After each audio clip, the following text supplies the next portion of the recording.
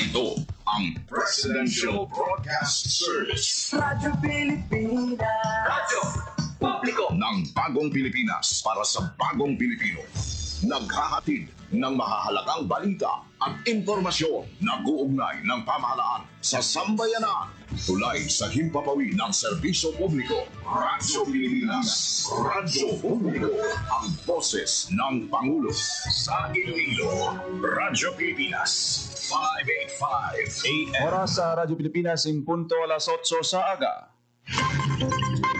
Nagapanguna nga balita sa syudad, sa mga banwa, sa probinsya sa Iloilo, kakaingon ng mga probinsya. Mga pananaw sa likod sa mga balita. Inyong mabatian sa Radyo Pilipinas Iloilo News. Mga balita na magasugata sa inyong nga aga.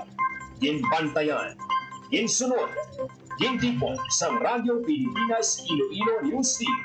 Gikan sa hulot balitaan. Diretso sa inyong palamatian. Yari yan! Radyo Pilipinas Iloilo.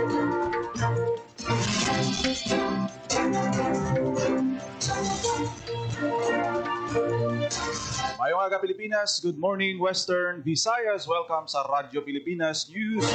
Buong adlaw sang Martes, Hulyo 15, tuig 2025. Ako ang inyo tagbalita, Junal Baklay, kagkaroon sa aton mga pangulong dinalaan.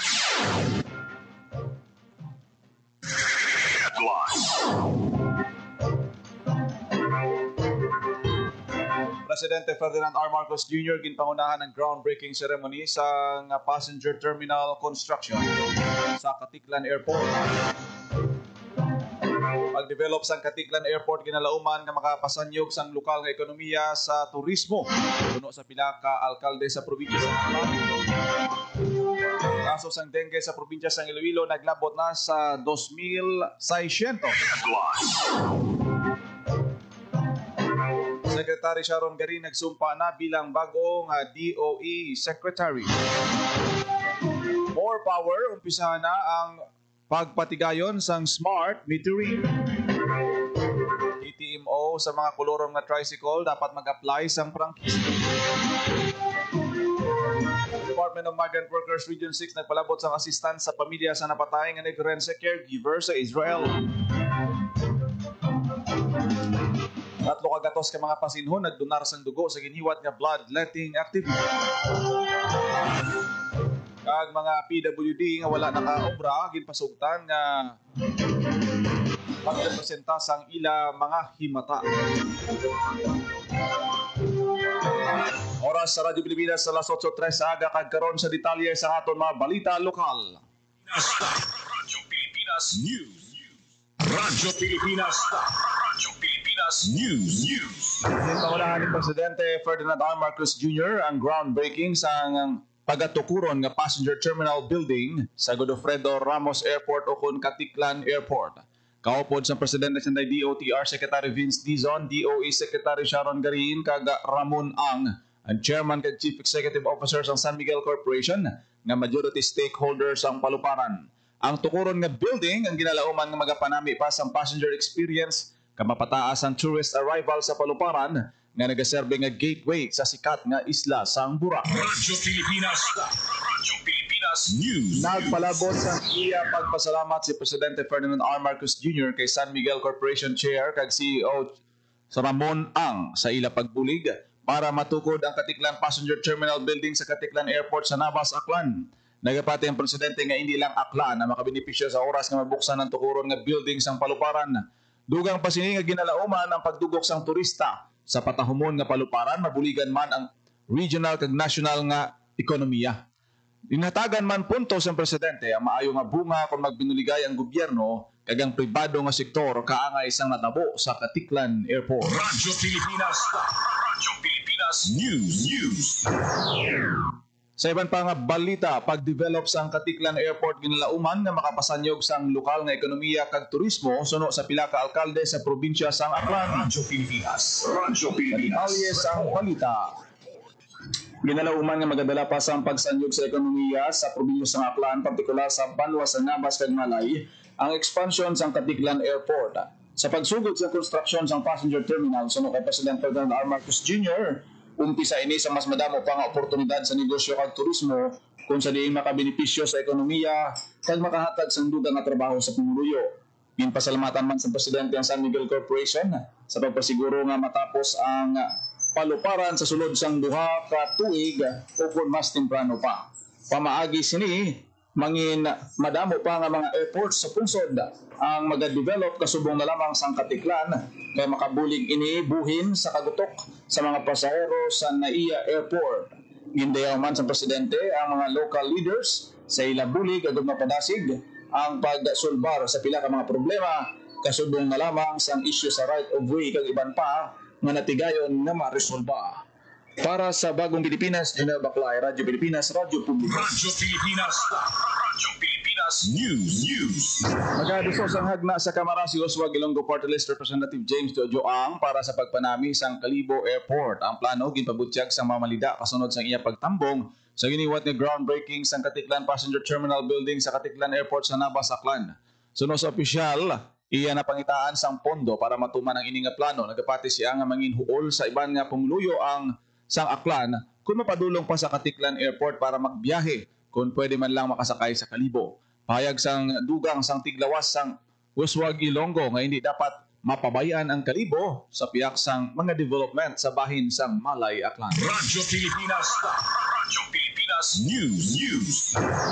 Kaso sang dengue sa probinsya sang Iloilo naglabot na sa masobra 2,600. Radyo Pilipinas. Radyo Sa Pilipinas, Pilipinas. Marian Reyes Garanya. Naglabot na sa masobra 2,600 ang kaso sa dengue sa probinsya sang Iloilo sining nga tuig. Sandig sa datos sang Iloilo Provincial Health Office as of Morbidity Week 27, upang humalin enero 1 to Tubulo 5 sining nga tuig, nagsaka sa 2,680 ang kaso sa dengue sa probinsya kung sa diin pulo ang napatay. Kung ikumpara sa pareho nga period sa 2024 nga may 1,946 sa isla nga kaso, kag 5 ang napatay, nagsaka sa 38% ang kaso sa dengue sa probinsya sini nga tuig. Nagapanguna sa gihapon nga may pinakamadamo nga kaso mong Banwa sang San Joaquin nga may 190 ka kaso, Ginsundan sang Oton nga may 173, Dumangas nga may 139, Leon nga may 132 kag Kabatuan nga may 117. Samtang sa pulo nga dengue fatality sini nga tuig, bunga ang na-record nga dengue fatality sa Pototan kag Carles, kag tig-isa sa Oton, Lambunaw, Sara, Balasan, Dueñas kag Tigbawan. Samtang kalabanan sa nagka-dengue sa probinsya sang Iloilo ang yara sa 1 to 9 years old. Panugyan ni Dr. Maria Socorro Quinol, Provincial Health Officer sang Iloilo, nga hindi pag-isalig sa mga barangay health worker ang pagpanglimpyo kag dapat ang komunidad ang aktibo nga nagapakigbangi sa pagpanglimpyo ilabi na sa pagpangita sang ginapangitlugan sang lamok. Para sa Bagong Pilipinas, Marian Grace Aranyata, Radyo Pilipinas, Radyo Publiko. Radyo Pilipinas. Radyo Pilipinas News. Sugod sini nga bulan sa Hulyo magabaton sa 130 nga increase sa ila daily wage sa mga casual employees sang Iloilo City Government. Nagapati ang City Government nga pagtatap sa mga empleyado ang yabi para mapanami pa ang serbisyo publiko. Lakip naman sa salary increase ang PhilHealth contribution para sa mga empleyado na ibaluan nga base sa rate sang mga job hires kag contract of service sa City Hall. Nagabaton sila sang tag 450 pesos. Radyo Pilipinas. Radyo Pilipinas News. Ginkumpirma sa Police Regional Office 6 ang pagbalik ni Police Colonel Bayani Razalan bilang Provincial Director sa Iloilo Police Provincial Office epektibo kahapon nga adlaw Hulyo 14. Talosan ni Razalan si Police Colonel Roland Bulalakaw nga nagserbe nga officer in charge ng IPPO. Sa una nga pag-alagad ni Razalan sa IPPO bilang IPPO Director, madamos kung nalapot ang IPPO sa anti-criminality operations, labi na sa kampanya kontra illegal nga droga. Ang pagbalik niya sa IPPO, ginapananaw naman nga isa ka strategic na tikang para pasangkaron ng peace and order sa probinsya. Nagpabutyag naman sa suporta si PRO6 Director Josefino Ligan sa reinstatement ni Razalan bilang Acting Provincial Director. Kumpiyansa si Ligan na sa pagbalik ni Razalan sa IPPO mas madamo nga programa kag proyekto ang matigayon para sa mabaskog nga partnership upod ang pumuluyo sang probinsya sang Iloilo. Radyo Pilipinas. Radyo Pilipinas News. Nagsumpa na sa atubang ni President Ferdinand Marcos Jr. sa Malacanang Palace si Attorney Sharon Garin bilang bag-o nga Department of Energy Secretary. Antes ang i-appointment ng OIC Anay si Garin sang ahensya, umpisa sang Mayo tuig 2025. Na-appoint man siya bilang Undersecretary kag naging Chairperson sang Nuclear Energy Program Coordinating Committee, Head sang Financial and Legal Services kag Department's Legislative Liaison. Halin sang 2010 up to 2022, si Secretary Garin nagserve man nga House of Representatives. Nahibaluan nga si Garin isa ka abogada kag Certified Public Accountant. Radyo Pilipinas. Radyo Pilipinas News. Sa iban pa nga balita, iga patuman na sang More Electric and Power Corporation ang smart metering. Matapos naging pirmahan sini ang Memorandum of Agreement kaupod ang Electro Premier Venture International Incorporated para sa ila pilot project nga advanced metering infrastructure system sa pila ka mga konsumidor sa Iloilo City. Madumduman nga nagpagwa sang desisyon ng Energy Regulatory Commission sang April 12, 2016 tuhoy sa pagpatuman sa mga pagsulundan para sa AMI system sa distribution utilities kag ERC authorized entities. Nakabase diri ang pagpatuman sa proyekto sa diin iga-install ang smart meters sa nasakupan nga franchise area para sa advanced metering infrastructure. Ginhimo ang pilot project agud maplastar ang program delivery plan kay may buluan ang makinanglanon kabahin ang pagplano sang cost estimation kag iban pa. Ginpirmahan ang kasugtanan sa tunga sang President sang CEO sang More Electric Power Corporation nga si Roel Castro kag Attorney Rica Gatchalian, presidente sang Electro Premier Venture International Incorporated. Isa ka kilalang kumpanya sa pungsod ang Electro Premier Venture International Incorporated nga nagasupply sa mga electrical power equipment kag technology solutions kabahin man sa mga dekalidad nga metering systems. Napahayag sa kasugtanan nga ang Electro Premier Venture International Incorporated ang ma-install kag magplastar sang end-to-end AMI systems. Kabahin diri ang head-end systems kag communication infrastructure kung sa diin nakip ang 90 ka single-phase smart meters para sa residential consumers kag 10 ka units sang 3-phase smart meters para sa commercial. Natala na ipatigayon ang AMI pilot project sa mga konsumidor sa syudad. Ginpatag man sa mga natungdan nga wala inisang bayad. Gidalauman nga ang pagtakod sang AMI makabulig sa mga konsumidor sa mas mahapos nga pag-monitor kag pag-control sang ila konsumo nga kuryente. Radyo Pilipinas. Radyo Pilipinas News. Nagapanawagan ng Iloilo City Government pinaagi sa Traffic Transportation Management Office sa mga tricycle driver nga magbiyahe sa legal nga pamaagi. Ginhinyo sang TTMO ang mga kolorom nga asikasuhon ang prangkisa. Agod din sila pagdakpon kag multahan. Suno kay TTMO Chief Aldarico Garbanzos, may aras ang kabugusan nga 2,667 ka authorized units nga ginaward sa 33 ka tricycle routes sa syudad. Kag sa karon may ara pa sang 500 ka slots nga mahimo applyan sang prangkisa. Sa idalom sa ordinansa may multa nga hindi magnubo sa 1,000 ang mga violator. Dugang pagid nga 1,000 sa mga magapamasahero nga tricycle kung wala sang valid franchise kag motorized tricycle operators permit kag iban pa nga posible penalidad. Radyo Pilipinas. Radyo Pilipinas News. Probinsya sa Iloilo magahiwat sang mega job fair kag 12,000 ka mga job vacancies kag job orders mahimo ma-applyan. Radyo Pilipinas. Radyo Pilipinas. Magahiwat sa isa ka dako nga job fair ang Iloilo Provincial Government pinaagi sa Public Employment Service Office sa Biyernes, Hulyo 18. Hiwato ng mega job fair sa Robinson's Haro, Iloilo City, humanin na sa aga tugtog alas 3 sa hapon.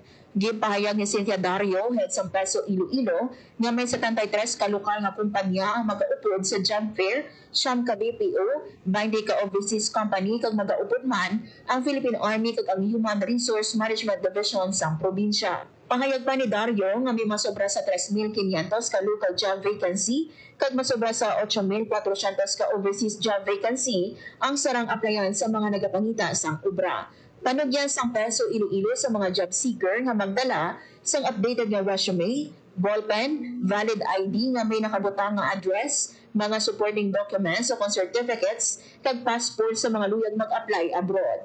May ara man sang special lanes para sa person with disabilities, mga senior citizen kag high school graduates. May ara man nga ipahamdang nga help desk ang mga ahensya sang gobyerno kapareho sa Professional Regulation Commission, Philippine Health Insurance Corporation, Department of Migrant Workers, Department of Labor and Employment, Overseas Workers Welfare Administration, Philippine Statistics Authority, Philippine National Police, kag Pag-ibig. Para sa Bagong Pilipinas, Marian Grace Aranyata, Radyo Pilipinas, Radyo Publiko. Radyo Pilipinas. Radyo Pilipinas News.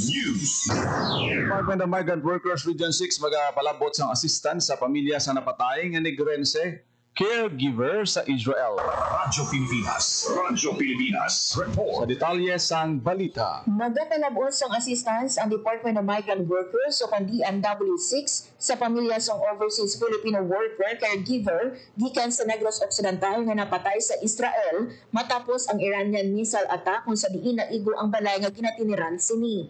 Sa interview sang Radyo Pilipinas Iloilo kay Glenda Aligonza, Regional Director ng DMW6, magahatag sa bulig pinansyal ang ahensya balor 100,000 pesos sa idalom sang action fund sa pamilya sa nagtaliwa nga caregiver nga si Leia Mosquera. Dugang pa ni Aligonza nga magkakagtuman personal ang DMW sa puloy-an sang caregiver sa Negros Occidental. Matandaan nga sabi sa Facebook post ang Philippine Embassy in Israel sang Hulyo 13 ginkumpirma sang oto ni Mosquera nga si May Joy nga isa man ka OFW sa Israel ang pagtaliwa sa iya utod matapos ang halos isa ka bulan nga pagpakigbato para sa iya kabuhi. Hunyo 15 ang nag-igot sa missile ang ginatiniran nga flat sang OFW sa Rehovot, Israel. Gindala sa ospital si Mosquera kag ginpaitalon sa multiple surgeries kag nagtinaro sa pila pa ka semana sa intensive care unit ante siya nagtaliwan. Magasaulog patani si Mosquera sa iya ika-50 nga kaadlawan sa Hulyo 29.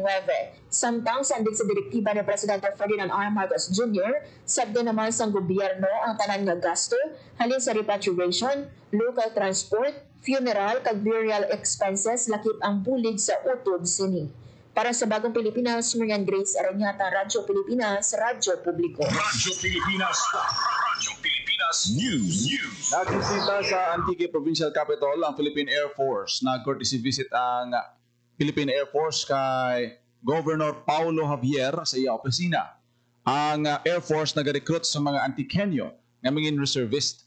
Hiwato na recruitment sa San Jose de Buenavista sa maabot nga Hulyo 26. Sa karon, wala pa sang Philippine Air Force Reservist nga nakabase sa Antique. Nagpahayag naman sa iya interest si Governor Javier. Radyo Pilipinas. Radyo Pilipinas Pasig City magahiwat sa job fair sa Hulyo 22. Radyo Pilipinas. Radyo Pilipinas. Detalye sa balita ni Marian Grace Ereniat. Isa ka job fair ang himaton sa lokal nga pangulungan sa Pasig City, pinaagi sa Public Employment Service Office sa kompenso sa palaabuton ng Hulyo 22. Hiwaton ang job fair sa City of Pasig Arena umpisa alas 8 sa aga, tutod alas 5 sa hapon. Gimpayag ni Rhea Palumilio, head sa Peso Pasig City, nga may 23 ka lokal kag 3 ka overseas nga kompanya ang magatanyag sang obra. Lakip sa pwede applyan sa job seeker amo ang branch supervisor, accounting associate, warehouse helper, bagger, nurse staff, hairdresser, mechanic, foreman electrical, customer service representative kag madamo pa. Ang himaton nga job fair ang kabahin sang regular nga job fair nga ginahiwat sang local government unit sang Pasig City. Para sa Bagong Pilipinas, Marian Grace Aranyata, Radyo Pilipinas, Radyo Publiko. Radyo Pilipinas. Radyo Pilipinas News. 350 ka pasinho nag-donate sang dugo sa giniwat nga bloodletting activity. Radyo Pilipinas. Radyo Sa Pilipinas. detalye sa balita. Nag-donate sa dugo ang 350 kapasinhon sa ginhiwat nga bloodletting activity sining karon lang. Giniwat ang ugyon para sa pasinhon, dugo mo kabuhi ko nga bloodletting activity sa City of Pasay Arena. Tinutuyo sang aktibidad nga ipalapnag ang pagboluntaryo kag maayong epekto sa pag-donate sang dugo sa ikaayong lawas. Ang kahiwatan ng ginorganisa sang lokal nga pangulungan sa Pasig City, kaupod ang Office of the City Sports and Development, kag medical team gikan sa Western Visayas Medical Center. Samtang ginhaylo naman ni City Health Officer Dr. Phoebe Palomo ang mga atleta kag publiko nga mag-donate sa dugo kag gin-highlight ang koneksyon sang maayong ikaayong lawas, sports kag serbisyo sa komunidad. Pila sa nag-donate sa dugo ang katapos ang Special Action Force, Philippine National Police, Bureau of Fire Protection kag Philippine Air Force. Para sa Bagong Pilipinas, Marian Grace Aranyata, Radyo Pilipinas, Radyo Publiko. Radyo Pilipinas. Radyo Pilipinas News. Oras sa Radyo Pilipinas, alas 8:20 na sa Radyo aga. Pilipinas. Radyo Pilipinas. Kagi nyo nabatian ang detalye sa mga nagapangunang balita sa pagpangalagad sang Radyo Pilipinas News. Bungadlaw sa Martes, Hulyo 15, tuig 2025. Sa dugang pangabalita kag impormasyon, please share, follow, kag like sa aton Facebook page, Radyo Pilipinas Iloilo, kag Radyo Pilipinas Community Group. Salamat gid sa aton nga nagaupod sa FB Live.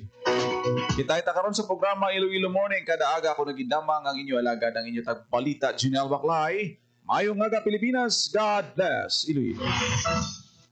Ang inyong tulay sa himpapawid ng serbisyo publiko, ang Presidential Broadcast Service, Radyo Pilipinas, Radyo Publiko. Radyo Pilipinas. Radyo Publiko. Kinilala ng pang-international at prestigyosong Asia Pacific Broadcasting Plus Awards 2025 para sa kategorya ng Government Streaming. Ito ay dahil sa epektibo nitong pagsasanib ng mga tradisyonal na media tulad ng telebisyon, radyo at print para masabayan ang mabilis na pagtinog ng mundo ng digital at social media tungo sa mas epektibong paghahatid ng mahahalaga at napapanahong mga impormasyon sa mamamayang Pilipino. Kinilala rin ang Radyo Pilipinas dahil sa patuloy na pag-akyat ng rating. Ngayon ay matatag sa pang-4 na pwesto sa Mega Manila ayon sa pinakahuling Nielsen Radio Audience Measurement Survey.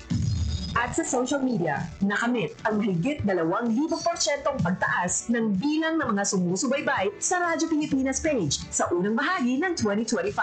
Patunay ito na ang inyong Radyo Pilipinas Radyo Publiko ay tunay na kaagapay ng inyong pamahalaan sa paghahatid ng serbisyo sa mga mamamayang Pilipino. Mula sa aming lahat, sa ngalan ng inyong pamunuan at mga kawani ng Presidential Broadcast Service, kasama ang inyong mga himpilan ng Radyo Pilipinas sa buong kapuluan.